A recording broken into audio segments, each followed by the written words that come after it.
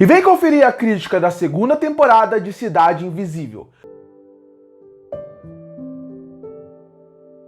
E chegou na Netflix no ano de 2021 uma série chamada Cidade Invisível. Série essa que brincava muito com a ideia do folclore nacional. E era muito interessante. Chamou muita atenção das pessoas como eles conseguiam de uma forma interessante usar o nosso folclore no nosso dia a dia, nos dias atuais, mostrando como a gente deveria utilizar e usar mais o nosso folclore, mostrando como ele é rico e como dá para se contar boas histórias sobre o nosso folclore. E a série chamou tanta atenção que ela foi renovada para uma segunda temporada. E mesmo demorando 2 anos, finalmente a segunda temporada chega na Netflix. E agora a gente vai fazer a crítica, eu vou fazer a crítica da segunda temporada de Cidade Invisível, que retorna com uma ideia interessante de continuar explorando mais do folclore nacional. Porque muitos outros folclores que não tinham sido abordados lá na primeira temporada, muitos mitos do nosso folclore, acabam sendo utilizados aqui de uma forma interessante. Eu gosto como eles conseguem realmente misturar vários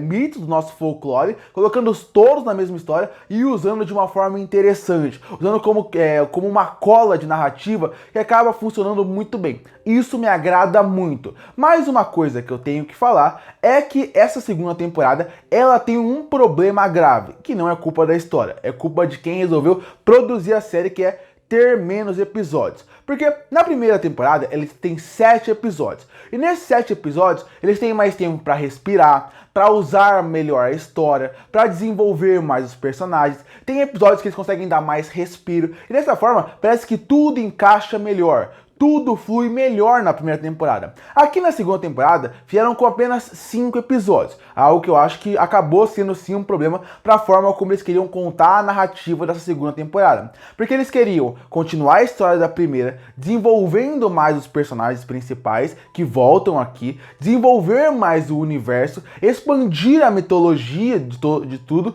e ainda criar ganchos para uma possível terceira temporada.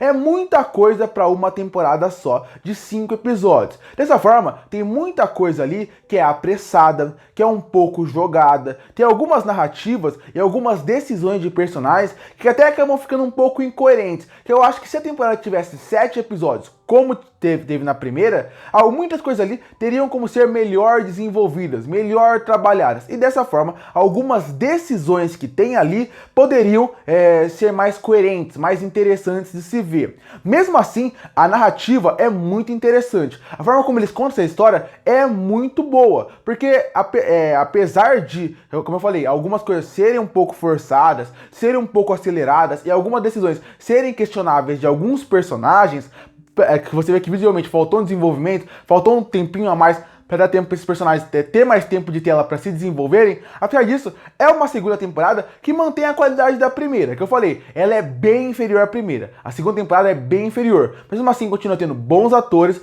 principalmente os atores que voltam pra cá. Eu acho que os atores mirins têm algum problema ali na atuação. Alguns parecem que estão em vários momentos realmente lendo o que está escrito, e isso acaba tirando um pouco da atuação, mas mesmo assim tem bons atores, tem uma boa narrativa e também tem que elogiar a parte técnica, porque muita gente critica a qualidade técnica de séries da Netflix. E aqui em Cidade Invisível, você pode ver que quando eles têm que usar os personagens, como a mula sem cabeça, até alguns elementos mais de cobra, você consegue ver, porque tem mais de uma cobra na temporada, você pode ver que eles usam muito bem. No primeiro episódio, por exemplo, o diretor foi muito inteligente na forma como ele usou uma cena de uma cobra num lago, onde ele conseguia fazer com que realmente só usasse a silhueta dela. Isso foi muito interessante. Você diminui o CGI. Então, a parte técnica dessa série é interessante na parte de direção, mas na parte como eles usam CGI, até criar algo mais vivo, é bem interessante. No fim, Cidade Invisível, a segunda temporada, tem mais problemas que a primeira. E todo o problema fica mais na parte da narrativa. Como se desenvolve a narrativa, com as coisas apressadas, com as coisas aceleradas, que faz com que a temporada tenha uma qualidade inferior à sua primeira. Mas que mesmo assim, vale muito a pena pra gente repensar